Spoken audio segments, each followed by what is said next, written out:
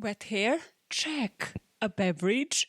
Check. Nighttime shoot? You know it. You know it. If you're the OG listener, you know what this means. It's just another heavy hitter. It's that kind of day. It's that kind of vibe. I used to do this in particular during October when I was covering serial killers. This was the vibe every single week. There had to be a drink for me to cope.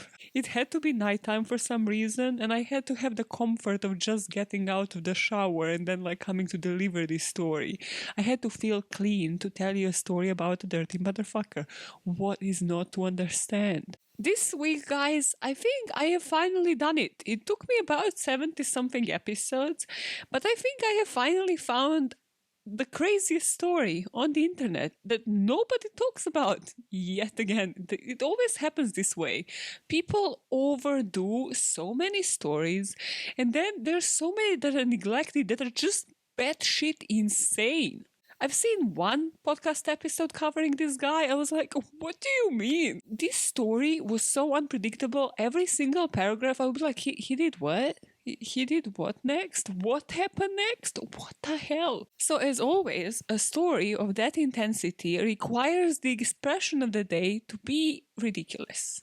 So let's dive into the expression of the day and then into the story of Robert Bales and Kandahar Massacre. Have you heard about it? Most probably not, because nobody talks about it. I told you. Okay, calm the fuck down. The expression of the day is one that I use on a daily basis. I have used it during almost all of the podcast episodes, especially when we spoke about heists. The expression is leg it. What does it mean? Well, it means to skedaddle in it. It means to run fast, to get the hell out of the situation. Just leg it. But what I had no idea is where this term comes from, because now when I picture it, I just don't want to say it anymore. I'm not going to lie to you. Knowing the expression kind of ruined the term for me. So there are timestamps on the screen. If you don't want to know, you can always just skip to the case. But it is interesting, but it's just funny. It's funny, it ruined it for me. I was saying it with such power, with such vim, with such energy.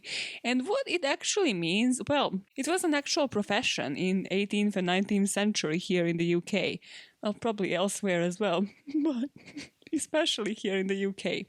And people who were legging it were called leggers. So what this means, you know boats, right? And you know canals.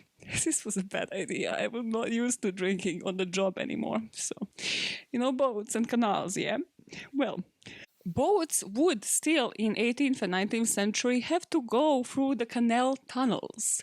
I know wild boats had the same function as they do today, but these tunnels were built differently. They were built without the towpath, on top of them. What that meant is that they were insanely shallow and narrow. But I think shallow would be the best portrayal. I'll put pictures in the YouTube video if you're watching there. And this was primarily because if you were to build a towpath, it would be a lot pricier to build it. But what is meant for boats is that you had to have a manner of going through such canals. So just imagine it. Basically, you would be squashed underneath this tunnel path. So what you had to do is, usually it would be two people on the boat. Both of you would lie down, but you would lie down in such a way that your legs are moving alongside the wall of those canals. So both of you are literally lying down, your heads are touching. So you're lying down, head to head, and your legs are just moving step by step across the wall of this canal until you pass it, until the boat is out of it, and then you can sit up again. You get it? And that was called legging. And it was a profession. And it was paid £11. I don't know per what, per day, per month, per year. They just don't say it. I doubt it was per hour though, but maybe. A sip of beverage for the lady. Did you just call yourself a lady? As you could imagine, this was working your core, next level. They actually had to develop this thing, I think they called it a wing. So basically just a pole. Why? The way you're explaining this, nothing is clear to anybody. It is the best thing yet. What the fuck did they call it? A plank, yes. It would be just like a plank, like a wooden plank, and then you would still do the lying down head to head, and you would just hold on to that plank with your dear arms, and you would hold for your dear life while you're using the force of your core, your abs, and your legs to just propel that bow. You get it. Move on from the expression of the day for the love of God. Which means, if you haven't noticed yet, that legging it wasn't about speed in the first place at all. It was the literalist Linda of all of the expressions. Yeah, they got him. I think everybody is on the same page here, and we can move on freely. Oh yeah, another important thing, and then we're gonna move on. While they would be lying down, they would often use a sack of grain between their back and that plank to help them with the discomfort, because this just wasn't comfortable. If you can imagine, you're lying down on the wood, head to head with another person, holding on with your hands onto that wood like you're getting fucked in hay. Completely different experience. Not that you would know. I do want to get fucked in hay. Wow, you live and you learn something about me during every single episode. Jesus Christ. It's great. My parents don't have great understanding of English. They don't listen to this. I can say whatever. That's why these podcast episodes are highly sexual. Yeah, they got it. And also, crucial thing about legging and about leggers is that they had to be in sync. Rhythm was very important. So I don't know, would they hum? Would they just how would they do this? But of course, it's a lot easier if both of you are at the same section of that tunnel and then you're just threading along all together. Cool, I think that was enough as for the explanation of legging. Hi, I haven't introduced myself. Just imagine somebody starting this podcast from this very episode. They're so confused. They're like, is this linguistics? What is this all about? Good question.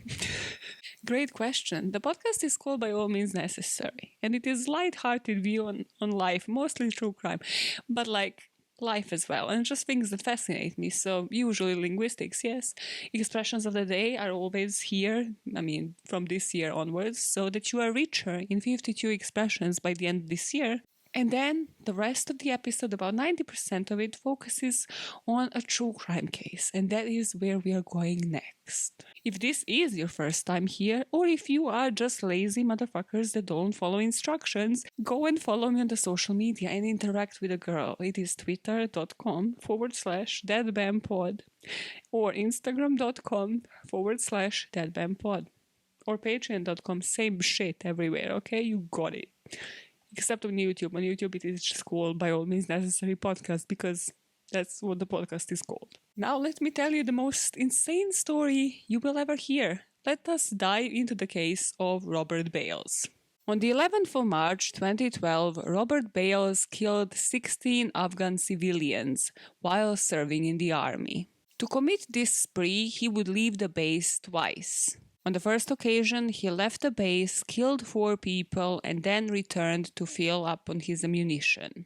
Then he would proceed to leave the base and continue his spree, which would end up in murder and desecration of 12 more victims, by all means necessary. What were his motives?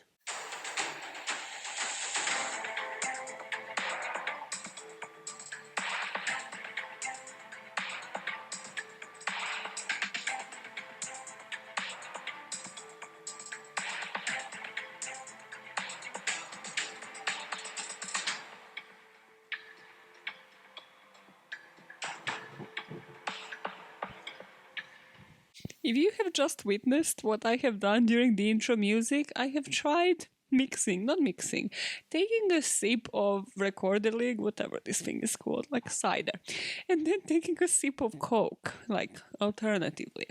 They understand how sips work. It's not a mixture. It's not. I have tested it out so that nobody else has to try it. I don't know why I wanted to test it out. I don't know. Nothing makes sense once you have a couple of beverages. Okay. For a bit of context before we dive straight into Robert Bales' spree, Panjwai, which was the place close to the base where Robert Bale was, is the birthplace of the Taliban movement and has traditionally been connected to it. So what this means is that the area that they were already based in was the area that was famous for the fighting, for military surges throughout 2010s, has brought an increase in airstrikes, raids of Afghan people's homes, and has already brought the increase in special forces operations throughout Afghanistan. And the US citizens that would serve in the army knew that and didn't do much to help. Rather, a couple of months before the shootings we're talking about today, US Marines were filmed while they were pissing on dead Taliban fighters. And then, only 3 weeks before the massacre of the day, there was an incident when again US people were just burning the copies of Quran. So that's just a bit of context because I think every single thing in this story is important for you to understand the mix that was required for Robert Bales to do what he did. By the end of the story, you will feel like as if it was just adding fuel to the fire. Like it was already a dangerous situation. It would have probably happened somewhere, but the fact that it happened here means just so much more. What already didn't happen, the mindset that Bales had about his situation and about the villages surrounding them, was that his own army, so his American soldiers, discovered this explosive device of 150 pounds buried in Nahabien, which is just like another tribe that will be of the importance today, which was also close to the base. 5 days after they discovered this explosive device, on February 29th, they actually discovered a rifle, a satellite phone, 2 motorcycle batteries that they suspected were used to power the explosive device, and 30 pounds of hash. And finally, to culminate all of that, on March the 1st, Bales and his men were ambushed by who they thought were the men of Taliban. But when Bales and his men went to the Special Forces commander to ask for the air support, well, this guy denied it because he was like, okay, this is collateral damage. Like, there's nothing saying that they wanted to activate this missile. There's nothing saying that they actually wanted to activate these explosives. We don't have enough to just send like a Hellfire missile and blow these villages up. We just don't have enough for that. So, of course, Bales was pissed. His quote on this, in particular, is, "We had the opportunity to kill the enemy, and due to civilian considerations, the commander refused to drop the Hellfire. I couldn't understand why you could have an enemy pinned and you wouldn't engage them as a target. In my mind, by allowing the enemy to survive that, you allow them to become more brazen. We had signal intelligence where we had them laughing and cheering over their communications about engaging us and getting away. I mean, these are things that are psychologically defeating," end quote. So that's just the intro of the story. For you to understand, there is already bad blood. This isn't already an amicable situation, and Bales is about to exploit it to the fullest. About 90% of the information for this podcast is from this GQ article. Yep, GQ. Just the most eloquent thing. They have done an interview with Bales, they have interviewed other people, the victims, and the article is called Robert Bales Speaks, Confessions of America's Most Notorious War Criminal. So where we meet the raging Robert Bales is when he is 38. This article beautifully says that he is already balding and he's already getting stockier. He isn't like at the peak of his career. He's already 210 pounds. I don't know why we know that, but sure. They probably like added another 10. They're like, fuck him. Why would we say 200? He's a war criminal. We don't give a fuck. And when we meet Robert, he is already at the rank of staff sergeant and he has 19 men working under him. And the vibe that you get from Robert Bales, if you haven't realized so far, is that he knows what he's doing and nobody else does. He's a bit like me in professional setting. He is a bit Hermione Grangering every situation. So he was of the belief that his men were never sufficiently prepared. They didn't know what they were doing. And his superiors also, they also didn't have a clue what they were doing. They were too passive towards the enemy. So he couldn't really get his way, and that really pissed him off because that's what Robert Bales was all about. He was really just about like getting his way or no way. So the way he saw those two things clashing is that he just wasn't getting respect from any end, any side. Like his superiors weren't respecting him and his inferiors weren't respecting. He was just like, oh my God, I'm a white man in my 30s. Like, somebody please give me some respect. I love straight men. No, straight men are great. Straight men never commit these kind of crimes. No. Actually, in 100% of cases, they were straight men. So, yeah. Sorry, that was unfactual. This next story might seem a bit bizarre for me to tell, but it is, I swear there is a point. And the point is, it showcases his character, okay? So it also happened the night before the massacre. So it just tells you the state of mind he has been in. Why I'm saying that it might be bizarre? Because at the center of this story is a tree. Yeah, so there was this dead tree on their base that was about 30 feet tall. And so, of course, it was like visible from everywhere. But Bales fought. Bales on that day, he was, I don't know, idle, he didn't have nothing to do. He thought, you know how we found all of these explosives here and there on different sites? This tree is a perfect next location. This tree is where they hide it. It's how they blow us all up. So my solution to this, as Robert Bales, a delusional freak that is paranoid beyond everything, is that we need to take this tree down. Not just that he is idle, he now asks all of these men that are working underneath him to find a chainsaw, and then the blade on the chainsaw was dull. So he's like, oh my God, we need to dead-core the T.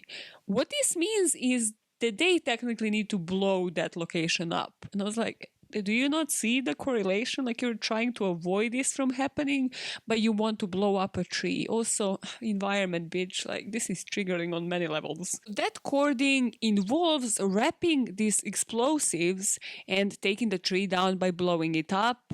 But then they spent hours doing this.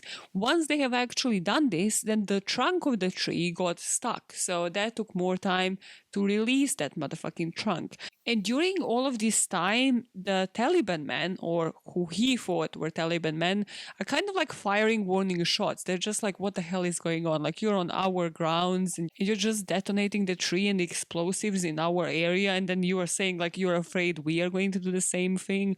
So Bales was just pissed. Like, for hours, he's just seething, trying to, like, remove this dangerous tree and dangerous spot, while, well, basically he's just getting more and more frustrated, because he's now worried about a full-on attack from the Taliban forces. After hours of doing this, they finally drag this tree back to their base. And this is where it would sit for days. And for Bales, from this article and people that interviewed him, this just represented his inability to stop these insurgents, to stop the Taliban forces from attacking his own men and his own army. Because yes, they have now removed one tree, but there will always be a next spot that he might not be able to foresee, he might not be able to prevent, and nobody else is taking him seriously, so nobody else is just jumping and looking for all of these spots that in his mind only he can see and spot. So after literally spending the whole day hacking this tree down, he was to be on guard duty between 8 and 9 p.m. And he wasn't alone at this guard duty. He was there with a guy named Michael. And here is where we meet the promotion Robert, the most annoying one of them all. Like, there is a dark, morbid Robert, there is a promotion Robert. The whole time, between 8 and 9, he was just telling Michael, he knows there is a promotion coming up for him. He knows he deserves it. But he'd already been up for a promotion and they didn't choose him, so he's worried now. And this guy is probably there like, oh my God, pulling his hair. Just imagine, there's nothing worse than a person convinced that they are about to be promoted and then like their hopes and dreams just being shattered, and you know that they won't be promoted. You're just there, no, you totally deserve it, mate. Yeah, it will totally happen. You're like, oh my God, this delusional person needs to leave this fucking company. What the fuck? And the second that he stops talking about his promotion and how he's totally ready and totally gonna get it, that same second he gets paranoid. He sees the lights from the houses of nearby villages Nahabien and Alikozai coming on, and he's just like, this reminds me of the rural farm area. This is it. It's pitch black. You never know. You can never expect like when the light is gonna switch on, and then all of a sudden you see the lights from the north and from the south, and Michael is there like, Jesus, save me, somebody come here. Like, they're just flipping on a light switch in their house. Like, Robert, can you reason with me? Like, they're literally just like maybe sitting down for dinner. Like, what the fuck? To which Bales says, no, these are the insurgents. They're sending signals to one another. See, when they flip a switch and then this house flips a switch, that's a signal between the houses. Michael is there like, fuck me, man. This is escalating. This is like next level. And he's telling Michael, no. I can see it in your eyes. You think I'm a bit paranoid. But don't you remember, a few weeks earlier, there was a Navy SEAL unit that spotted other fighters taking refuge in Alikozai, that village nearby. And other soldiers were just collecting and seizing weapons from the homes in Nahabien. No, I know exactly what I'm talking about. This is why I'm observing what is happening, because they're planning an insurgence. My only comment I put in this section is this is him sober, because what happens next is that he gets alcohol in his system, and he's not just about to record a podcast, is he? No, this will affect him. Like, a lot of things affect Robert Bales, a lot of things that happen in his brain, but alcohol sure as hell does not help. So after his guard duty, whatever, and that whole day of hacking this tree down, he then joins these two sergeants, Godwin and McLaughlin, to drink some JD and Coke. They're not supposed to drink on base, but then Robert is not supposed to do anything that he does next either. While he's drinking, he is complaining about his marriage. He's just shitting on his wife and how they're in debt and how they have two small children. They're in financial trouble. They're fighting constantly. He's just like the most pleasurable person to be with at this time. Like, Michael probably just left and was like, oh my God, thank fuck I saved myself from this guy. And now these two sergeants are like, yep. And then when he doesn't speak about his wife, what does Robert speak about? Promotion. Yeah. So about 6 or 7 drinks in, they switch on this movie, Man on Fire, starring Denzel. You know, the Denzel Washington, the only Denzel. And this movie, I have watched the trailer. Trailer doesn't make sense. Sorry, Denzel, but it just doesn't make sense. But the movie is a revenge fantasy where this ex-military bodyguard goes on a murderous spree after the girl that he was hired to protect, because remember, he's a bodyguard, is kidnapped and then he thinks she might be dead. So that might have influenced something, triggered something in his brain. Not the best movie to watch if you're in the state of mind as Robert Bales was in on that evening. But I mean, what do I know? I do know it's not the best movie. Don't watch it. If you're already triggered by this kind of thing, don't watch it. Around midnight, he's wasted at this point. They have watched this movie. It has probably filled his mind with some ideas. He spoke about promotion. He spoke about how dissatisfied he is with everything about his life. And this is when he goes to bed, but he doesn't go to sleep. He takes some over-the-counter sleeping pills. And he makes sure that the sergeants know, like, okay, yeah, I'm just about to go to bed, take some sleeping pills. You know, I haven't slept in days. Like, oh my days. Like, all of the trigger warnings, all of the red flags. Just knock him the fuck out so he at least sleeps. But the pills didn't really help because he had all of the substances in his system by now. So instead, he gets up. And this is where it turns bad, like real bad. Okay, before it turns bad, it turns so Robert Balesy that it cannot get any more Robert Balesy than that. Because again, what does he do? I think you know where this might be going, but this time he actually goes into like a room of this Sergeant Clayton Blackshear. And he's like, listen, I can't sleep. I'm actually very much concerned about how my men are not doing enough to get rid of Taliban insurgents again and again. And he is asking him like, hey, I'm up for promotion, that whole drill. Can you like let me have more responsibilities? I really want to just like get this promotion. I need more money. And this guy is just like, I'm literally in bed. Like, can you get the fuck out, you weird heterosexual man? So Blackshear is there like, of course, of course. Because that's the conversation you have when you want to get rid of somebody and go back to sleep. So he's like, yeah, of course. No, we'll talk about that later. We'll talk about that tomorrow, Bales. Yeah. Okay, cool. Goodbye. So now, of course, this doesn't help Robert Bales because he knows that this man just wanted to get rid of him and go to sleep. So he's just seething and raging inside even more. My commentary on this is that Bales is like all of my managers when I would be like, I just want inbox 0. I just want to get rid of all of these emails. Can we just close them all together? No? Why not? Just these customers don't need fucking answers. It's great. They'll come back if they need to, if they don't figure it out in the meantime. They're like, Maya, I just want it to 0. Why is it so hard to understand? Kind of like that, a shitty analogy, but sort of, something along those lines. So after all of this, he just goes to his room and he's probably just seething, moving around, unable to sleep. And this is when something just switches in his brain and he turns into a freaking villainous character because he puts night goggles on. Nothing good can come after this. Nothing good. Night goggles were not created for like normal people. No. If you're on TikTok, you probably know of this account. There is this guy who is like, oh, just having lovely time with my crush. And then he just looks like he's stalking this person through the woods. I think it's his girlfriend because they've done like some skits like that, but it's just creepy. It's just very much like Jeffrey Dahmer-ish and he looks like one. And it's just the creepiest fucking thing. And I'm like, no, if a single account is to be removed, no, just joke. Just have better jokes. Do not joke like this. He has like some videos with like night goggles on. I'm like, why? No, but what actual purpose are you using them for? Like, are you in a fucking mine? And even then, like, there's probably other equipment. I just cannot. It's villainous behavior, okay? So he gets out and he passes one of the guards, but the guard doesn't think anything of it. It's probably like commonality for Robert Bales not to sleep and to just do whatever the fuck he wants.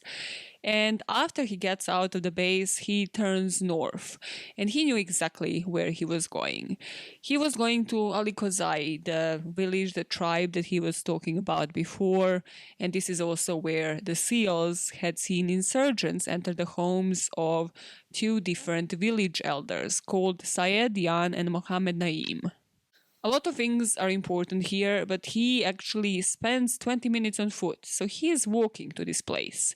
And he reaches the sergeant, the elder that I just mentioned, Syed Yan's home.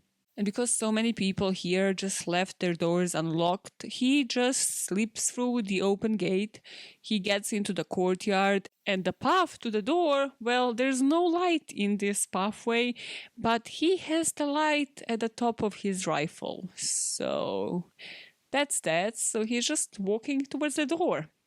What lovely visit is gonna come after this? Nope, none. Bales later said he was looking for the elder. He wasn't looking for like children. He wasn't looking to harm anybody else. But there were 12 people that were sleeping inside. From now on, it just starts being bad. And it's bad for like solid whole ass episode.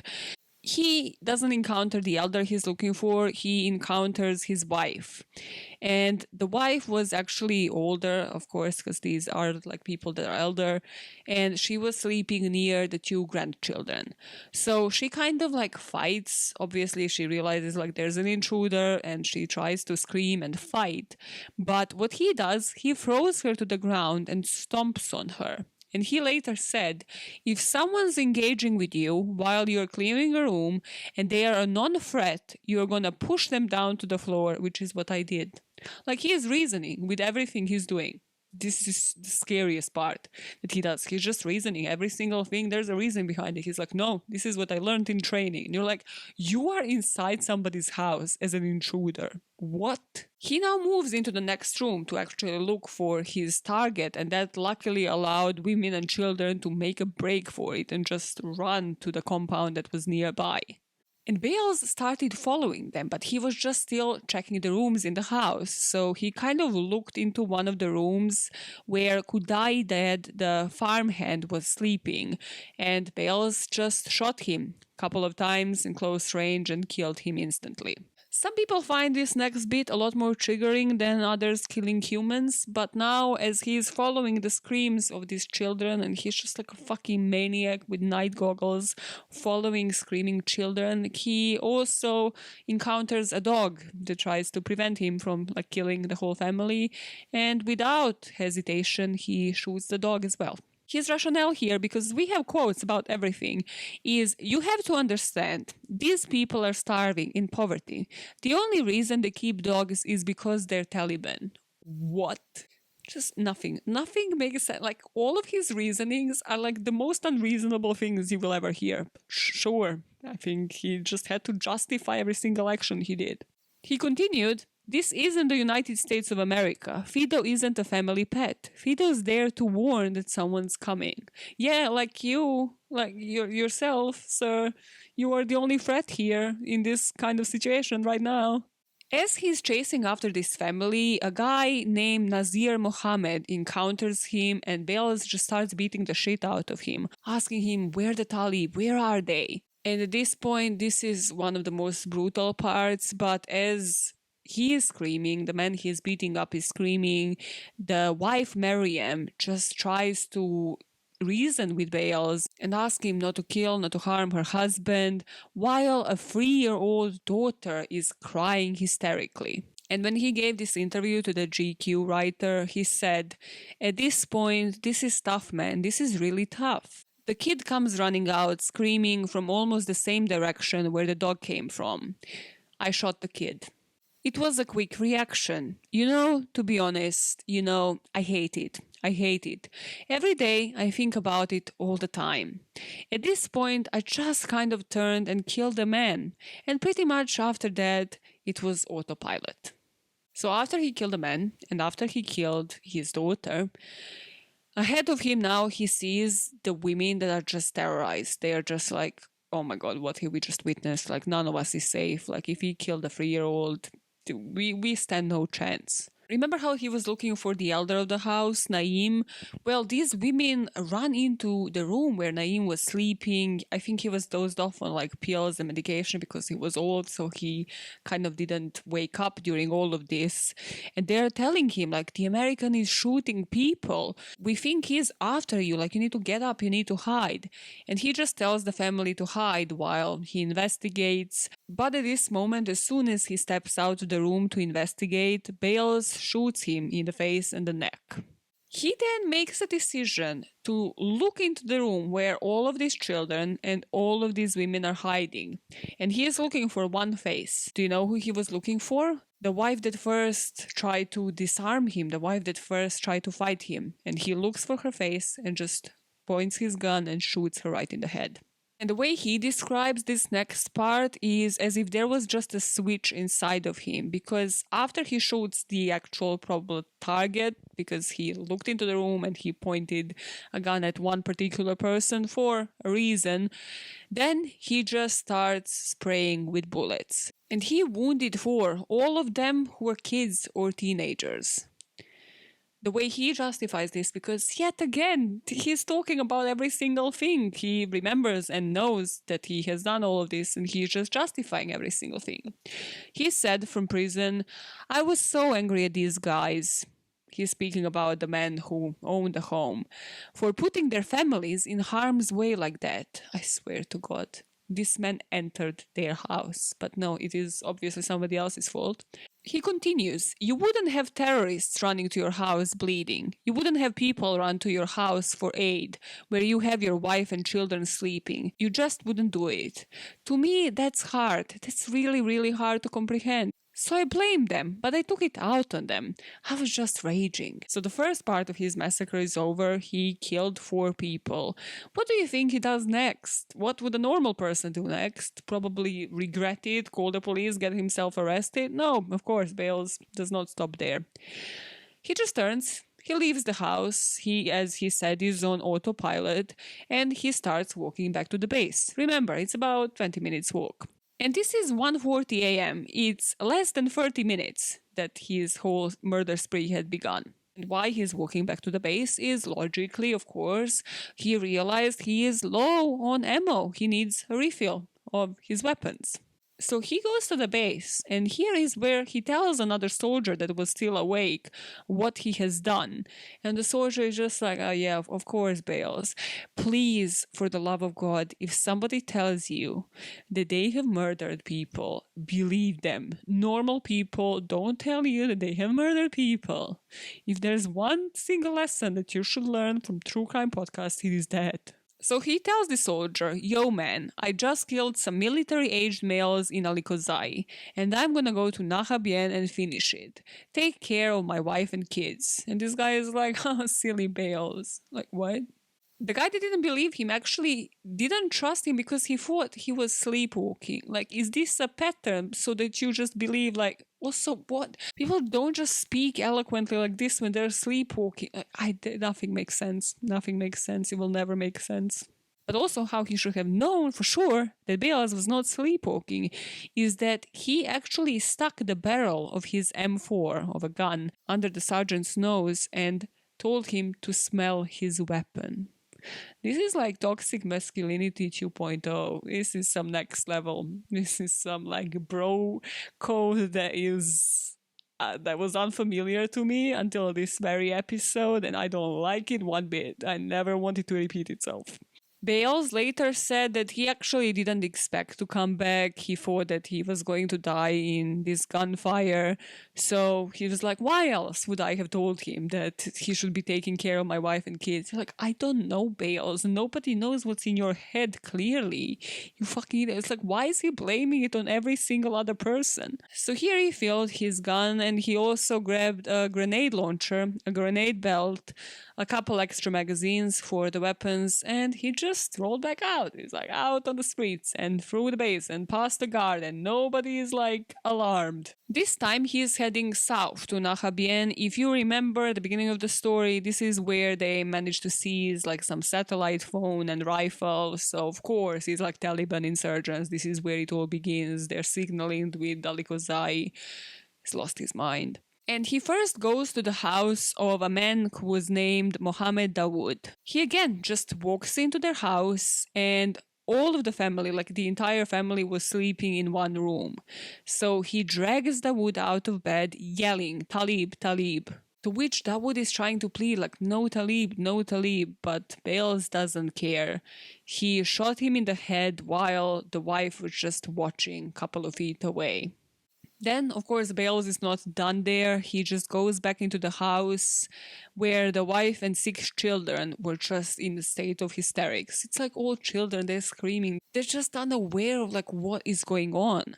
There is a report that is the most insane thing in this whole story, but Bales denies that it happens, but other people don't. And that is that he actually shoved a 9mm pistol into the mouth of infant child of this family. And he was asking the mother while he was doing this, where the Talib, where the Talib? And the mother was just like saying, I don't know, like what is going on? He didn't shoot, and this was never like fully confirmed. But just the fact that there is an account of it makes me like suspicious. Like that, I wouldn't put it past the man that this didn't happen. Instead, he just snaps out of it. It's like nothing ever happened here. And he leaves the house of the woods and he just goes into the house of another man, Mohammed Wazir, that was about 50 yards further to the west. And this is the spot where the Americans have discovered that huge explosive, like the 150-pound one. Wazir wasn't at home, but 11 members of his family were. So Bales just walks through the door, he sees the dog gets alerted, Bales shoots the dog. You knew that there was gonna be that. He just does not care at this point. He then enters the room where again the whole family is sleeping on carpets. And here he again just starts shooting. But there was a boy called Issa that was just a hero, an attempted hero here in this story. He just got woken up and he was like, hey, there's a shovel near me. Let me just like try to like swing this shovel at this man. Maybe he like collapses on the floor and just calms the fuck down. And I cannot describe to you how much I wish that this story ended here. Just imagine, it's like, ooh, a beefy American overpowered by a teenage boy. How badass would that be? But no, of course, he didn't manage to overpower Bales. And now Bales was like, well, let's make a mockery out of him. Like, who are you to think like you can boss me around? So he just places this teenage boy into the center of the room, and he's just even more enraged now. And as he is moving through the room now, he's just kicking, stamping on different members of the family. And he beat one of them so severely because he's just pissed about this behavior now that somebody tried to overpower him. That prosecutors said once they visited this crime scene that there was hair and skin stuck to the wall. He now uses his M4 on full blast and he just starts firing bullets and murders all 8 people that were in that room. Then he steps out of the room, goes into a different one, and grabs Wazir's brother and sister-in-law, pulls them into the room where everybody's dead, and then he forces them onto the floor that is just bloodied, where people are just lying down, and he just empties the rest of the bullets into them. According to the army, again, he's going to deny this. I don't know why he's denying certain parts. I'm not sure, does that mean he's just honest and he doesn't want the wrong account to be told because he's admitting to like 90% of the story. This one might be because of a different issue. According to the army, he put kerosene from the lantern that was just sitting there on the bodies and then set the whole room on fire. He insists he didn't do this and that the lantern fell on itself after that, but I think autopsy can say that, was it in that line? Like, you can tell things like this, like not even autopsy firefighters, like they could tell, how the fire damaged the bodies and like where the lantern was. It's different if you pour kerosene onto every single person versus a lantern fell off and then it affected like 1 or 2 people differently. Like, you get what I mean, I hope. But why I don't believe a word coming out of his mouth is because of what he did next. So he says at this point there was no fire, right? It was just like the full room of the people that he has murdered. And he's just looking for weapons because he has emptied like all of his.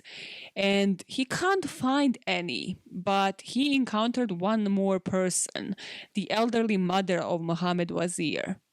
And he's looking at his rifle and he's like, oh, my rifle is out of the bullets, but hey, I brought an extra pistol. So he had extra ammunition and he just fired this pistol and shot the elderly mother.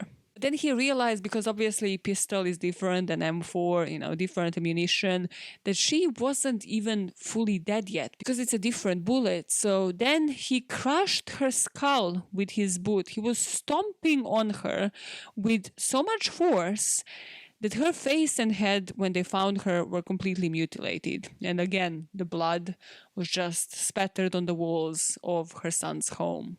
But then he picks up the mother's body and then he carries it into the same room where the whole family is lying.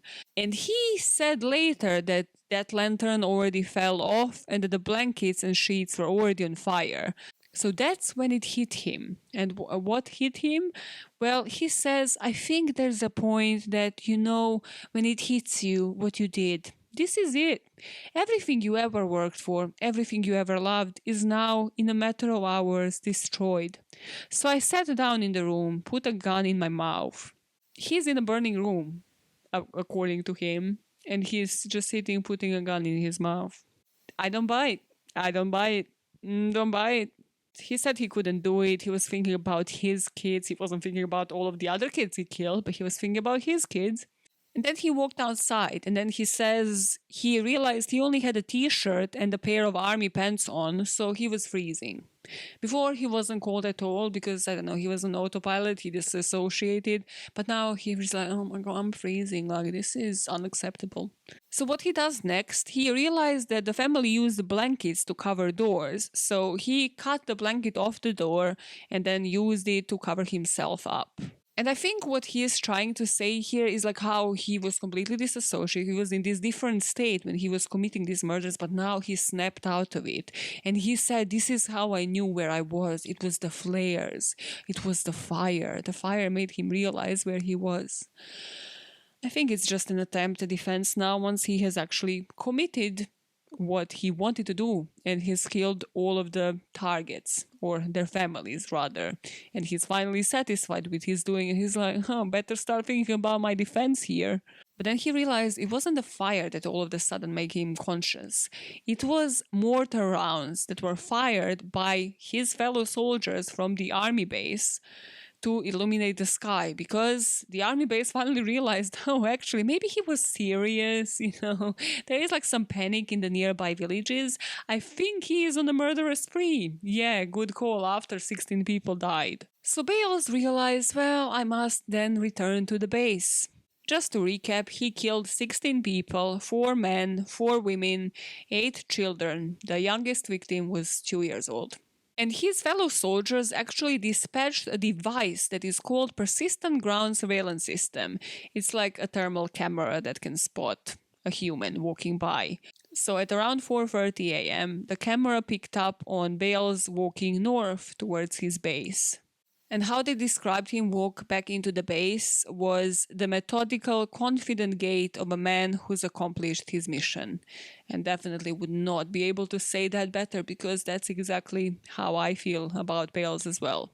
But when the squad pointed guns at him, he looked at McLaughlin. McLaughlin is the guy that he spoke with when he told him, hey, I just killed these people, save my life or kids or whatever.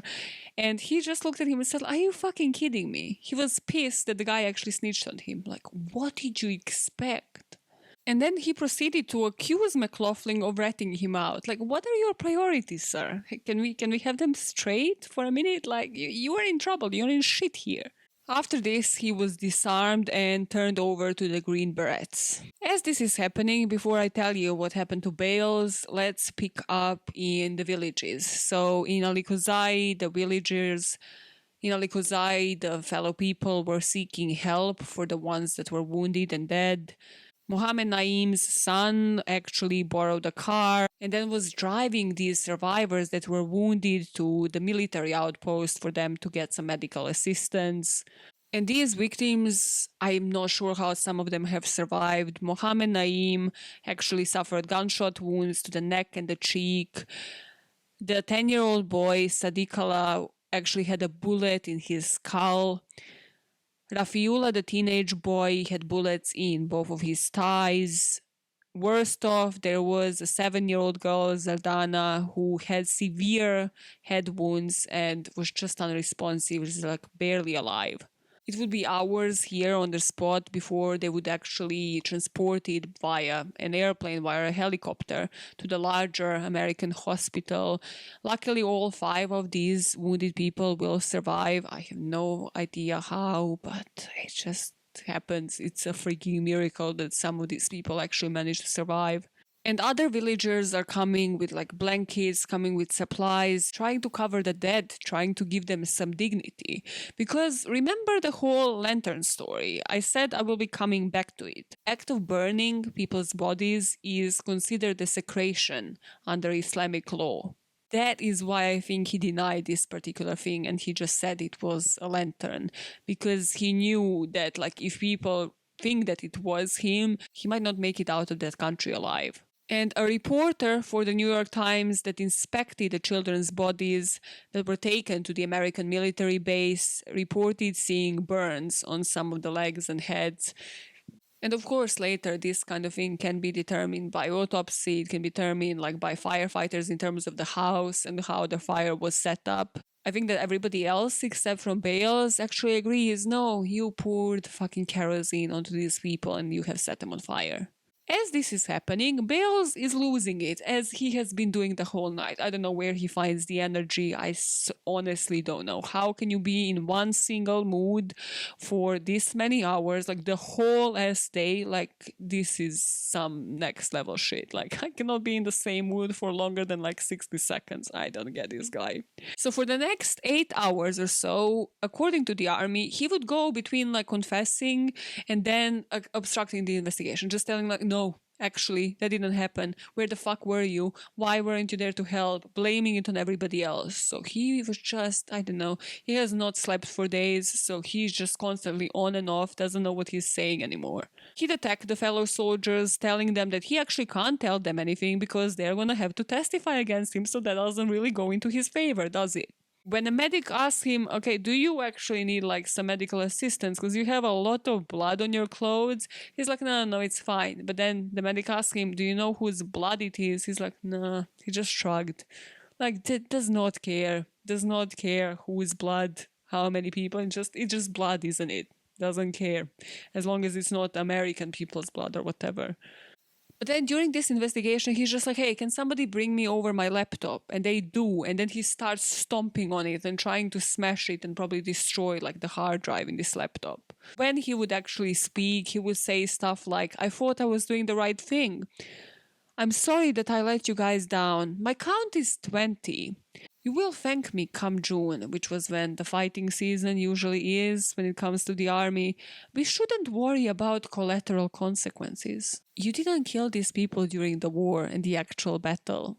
Basically, they barely managed to get him out of Afghanistan, which angered the president of Afghanistan, Hamid Karzai, who tried to fight for Bales to be tried and maybe hanged for his crimes in Kandahar, in the area where he has committed these crimes. But nope, they got him into the US. And now we're going to talk about his trial.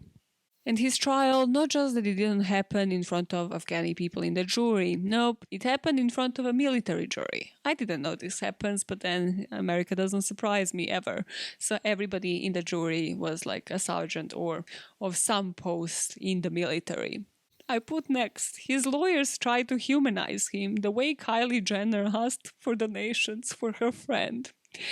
I don't know where I find these analogies, but remember that story where like Kylie's hairdresser or something, I don't know, something happened in their family and Kylie, who's like a fucking billionaire, didn't give them her own money, but like set up a freaking campaign on GoFundMe or something ridiculous. But yeah, so that's kind of where his lawyers went. They called Bales Bobby during this whole trial and I was like, that is no. I don't know how you think that works, but no. Bobby is like, you wouldn't even call a child after a certain age Bobby, but sure, yeah. So they describe Bobby as mild-mannered. They said, well, actually, the client was upset because of the whole situation, the events preceding this massacre. He was upset because his friend's leg was blown off the day before the killings. And he definitely, most definitely, 100% did not have any animosity towards Muslims. No, you must not see it that way. And they're like, but this is the only way we see it, though. Everything that this lawyer called Brown has done was to portray this message to the public that he's one of the boys, you know, he's one of the bros, and people should see him as such. They should treat him fairly. Like, he's one of you guys. Look at you, military jury. He's one of you. Don't you feel the same? Like, no. His lawyer also said that what the jury shouldn't see it as is what the government sees it as. And the government is going to want to blame this on the individual rather than blame it on the actual culprit, which is the war. He has seen this and rationalized this as him being in the war and just doing what other soldiers do. Then they put a couple of people to dig through his medical history, and investigators examining it actually described his 10 years in the army as unremarkable. They said there was no evidence of any serious brain injury or any PTSD.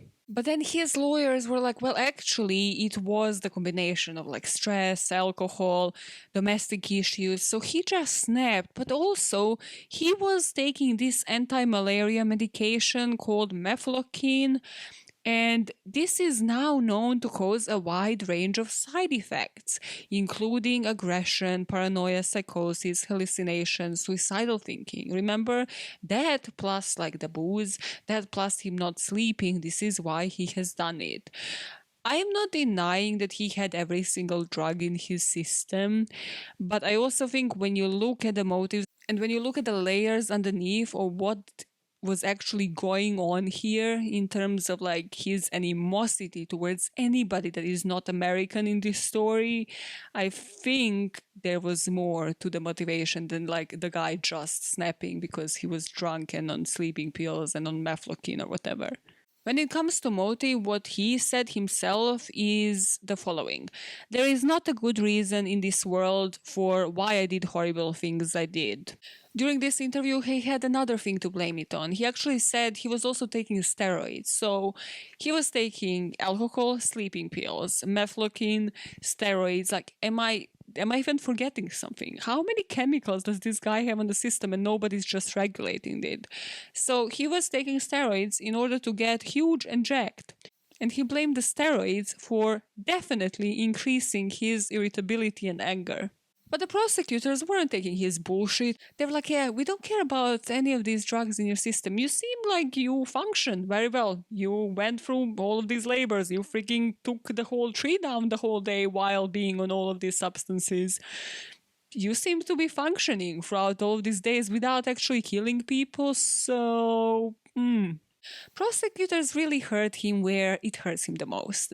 They said he was inadequate as a soldier and a man. He was drowning in debt, he was behind on home payments, he was unhappy with his family and frustrated with his military career, not getting that promotion that everybody spoke about. Yeah, that didn't really go into your favor, speaking about not getting a promotion, mate. And what really helped the prosecution was the fact that Bales just was never able to explain to the judge why he did what he did. He didn't have anybody backing like PTSD or like rage or any mental health issues. But I think what really happened during this trial is that his own lawyer, Brown, realized he kind of fucked up because he went into all of this being like, no, actually, he's suffering from PTSD, he's suffering from disassociation, which is the part of PTSD, and, you know, the whole thing of like blaming it on the war and not blaming it on the individual, and him snapping under the pressure of being deployed 4 times in a row, not being promoted, whatever the fuck. But then, kind of midway through, he was kind of getting feedback that if he wants to present this as a political case, then it isn't a legal case. Then, like, he needs to swap his strategies, basically. Because he just didn't have the mental health defense. He didn't have what he initially wanted. So instead, his lawyer proposed a deal for the jury to take the death penalty off the table, and Bales is going to plead guilty. After months of going back and forth, and not just that, but because Bales actually didn't take this deal to begin with, all of the victims from Afghanistan had to be flown to the UK to go to trial, to actually testify against him. Just like re-victimize the victims, just absolutely does not give no shit about it.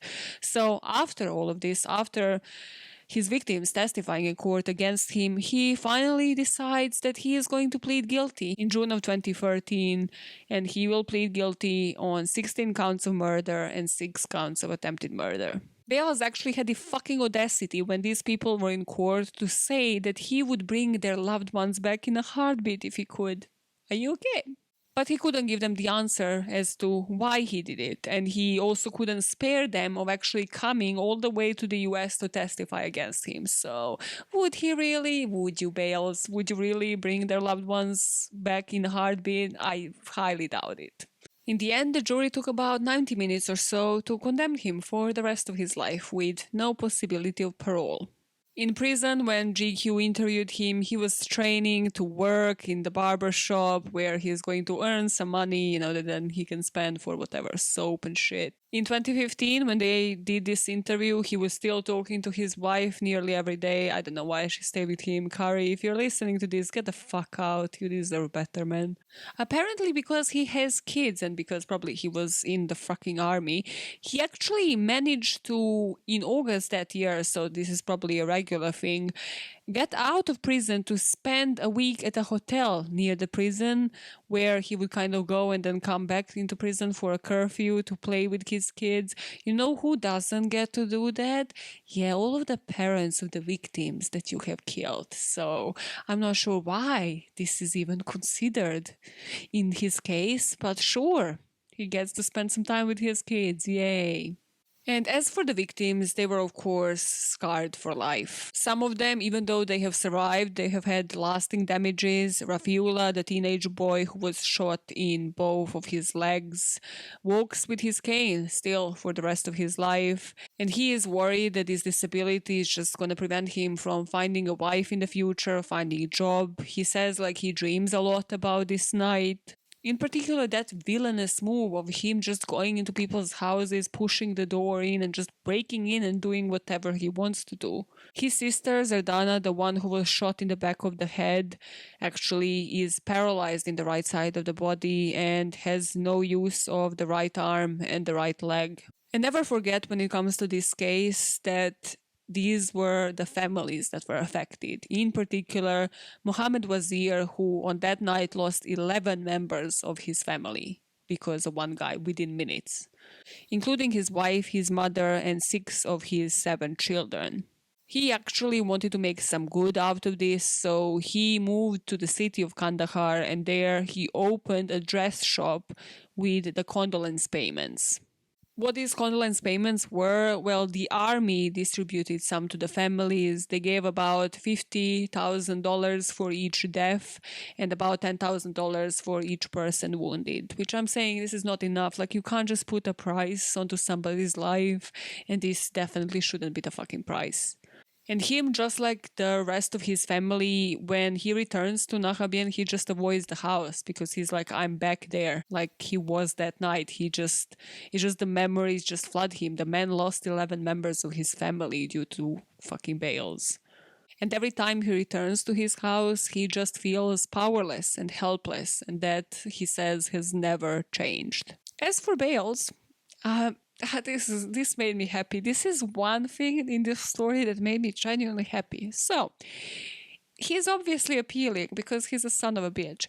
So, in September 2017, the US Army Criminal Appeals Court upheld his conviction and sentencing. So in 2017, the US Supreme Court refused to hear his appeal. He has appealed like for clemency requests, like from president and shit, multiple times. But in December 2020, the defense team in charge of Bales filed a request for forgiveness for President Donald Trump. They were like, hey, it's man's last year in the office. He might want to do it. But on January 20th, 2021, this year began strong because it was confirmed that Trump will not exonerate him. He will not be forgiven by Trump.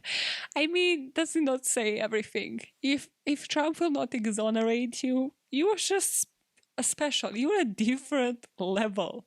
You're a different level of a villain. Like, if Trump doesn't want your exoneration on his record, like considering everything else that he has done in his life, I'm sorry, but I feel I would personally be like, well, I think that's it for me. No more clemency appeals. Why am I wasting people's money? Like, if this didn't happen for me, sure as fuck never will. So I thought you should know. That made me happy. Now let's talk about his background a little bit. I won't bother too much. He was in an army. He wanted a promotion. That's all we know about his life. So Robert Bales was born in 1973 and he was the youngest of 5 boys. He grew up in Ohio. There were no red flags. He was outgoing. He was friendly. He loved to dance. He was a leader on a football team. But after high school, really some flags where I think their flags started showing up. Because he enrolled to college, but then he transferred to the Ohio State University. He studied economics for 3 years, but then left without graduating. People like that always fascinate me. Like, why did you go for all 3 years? Like, just finish it. Cool. Fuck it, doesn't matter. So after he does that and he doesn't want to graduate, he then gets the stockbroker's license. Then he starts trading stocks in small community banks, but he isn't really great at that either. So he just is losing clients' money, family's money, his own money, everybody's money. So people are kind of chasing him for money, and him being in debt is kind of a common pattern here. And this is when September 11 attacks happen, and he's like at his lowest of the lows, and he feels he needs something to do. And that is when the idea of the army pops up in his head. He said, I gotta make something right. Joining the military and fighting for our country was the way of vindicating myself to a certain degree. To which I put, joining just for the sake of doing something ain't the thing. Like, just go and join a chess club. You need a better motivation to join certain forces, like police force, firefighters, the army. The army is a really good one. You kind of need to be motivated more than just like, hey, I wanted to join, hey, let's join. So he joins the army, super excited about it, super psyched, wanted to join since he was 5, most definitely. Then there's a bunch of paragraphs that I don't completely understand, but he completes 3 tours in the Iraq War. During his 2007 tour, apparently he injured his foot, and during the 2010 tour, he was treated for traumatic brain injury after the vehicle just rolled and flipped over in the accident. And this again, I believe, might have influenced him and what he did, even though at the trial they kind of barely just scraped all of his mental health issues. I'm not denying that that is, again, what happened, but how many soldiers go through the exact same things and don't commit anything even remotely similar to what this guy has done? Also, at this point, he's just a bomb that's waiting to explode because he was involved already in several incidents while stationed at this Fort Lewis that resulted in the police coming to actually respond and see what the fuck is going on. So in 2002, he got into a fight with a security guard and he was charged with misdemeanor criminal assault, but the charge was dismissed. He paid a fine, he made it go away. And then there was another confrontation outside of the bar in 2008, and that was also reported to the police. But again, he's an army man. Why would we file charges? And then it just gets swept under the rug. On top of all of that, remember his wife? Well, she would report that he would often wake up and would have nightmares, and then he just wouldn't sleep for the rest of the night. He would perform a full patrol of the home and then would go outside because he's paranoid as just nothing was enough for him. So he would also patrol around the house to make sure that there are no intruders, that nobody's attacking his family. And as we know, he was struggling financially, so he had to put the home up for sale 3 days before the shootings. In terms of his actual promotions, remember that he had that staff sergeant one, he was responsible for like 19 people. Well, all of them believed strongly that he was unprepared for this promotion, that he just got it because he literally begged for it for years. And also what heavily affected him was the last tour, the 15-month tour that he had, where he spent 3 months in Baghdad. And this is where he said he saw some things he never wished he saw. Like he would see explosives blowing up a vehicle. Like he would see graphic visions of others killing soldiers. He described these events as bad as it gets. So by the time that tour ended in September 2007, he was 34 years old and he was actually thinking about leaving the army because if you remember, he didn't want to be there in the first fucking place. But that is when he got that promotion, which made him be in charge of 19 other people. And he said, I really wish I had left, but I didn't. And on top of all of that, as the cherry on top, just after this tour, so 2010, he goes to the army doctor about the headaches, because remember, the vehicle flipped, he's also having PTSD and just consuming everything that he sees on his desk, apparently. But he goes to this army doctor, and he, of course, knows better than him. So he says, no, I don't have PTSD. PTSD is an excuse to be a coward. So the army doctor is like, then what the fuck do you want from me? Like, what medication do you want? So he agrees to meet a therapist, mainly because he wanted to ensure that he actually does get some drugs for the headaches. But after a few sessions, he just said it wasn't for him. Therapy is truly for the men like you. It was actually made exactly for the men like you, Bales. And he left therapy because the therapist told him that the anger was a mask for another emotion. And Bales said, what emotion? The only thing I felt was weak, talking about my emotions. Where I'm from, men don't talk like that. I told the PTS doctor I was doing better, and he let me stop coming. So great, toxic masculinity. He was just like, great. I told him I was doing better, and it was another man, so he understood. So, on February the 1st, 2012, when he was assigned to Camp Belambai in Kandahar province in Afghanistan, this is who Robert Bales was. This is what he was suffering from. All of the untreated issues that he just swept under the carpet. So, what do we believe his motives here really were? I put a lot of causes here just like as secondary supportive causes that didn't help, definitely didn't help, but weren't like the actual motivation behind his actions. So was it paranoia and the thought that he was actually protecting his men, that his life was in actual danger? I think that was mostly just to make the cause of his killings justified. No, kind of like Nazi Germany and dehumanizing people because they are lesser than, yeah, that kind of thing. Yet again, definitely the fact that he had lack of sleep, PTSD, he had hits to his head, he had untreated mental health issues, was taking that medication for malaria, was taking steroids. Yep, all of that could have been enhancing it. But also people take all of these things combined or individually and still don't kill anybody. And another crucial thing here is that he knew that he needed help. He went to the doctor, he could have gotten help, but he just thought that that wasn't manly enough, and that's why he didn't. And just as I said, when it comes to the thought of him protecting his men and making the cause justified, I think that is crucial in terms of like when we look at military men and why do they kill other people within war in general and how do they justify it. So there were these psychologists that said if a soldier reasons that his or her cause is just, then killing sits more easily in the mind. So this is sort of what they have to tell themselves in order for them to actually live with themselves afterwards. This article by the psychologist also said killing in combat for a psychologically normal individual is bearable only if he or she is able to distance themselves from their actions.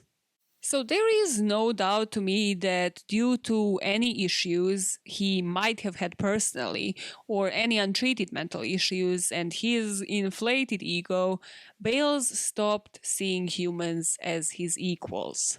So, to show what truly differentiated Bales from the rest and how he saw his fellow humans, I just thought of ending this episode with a quote of one of the victims that they have interviewed from Afghanistan.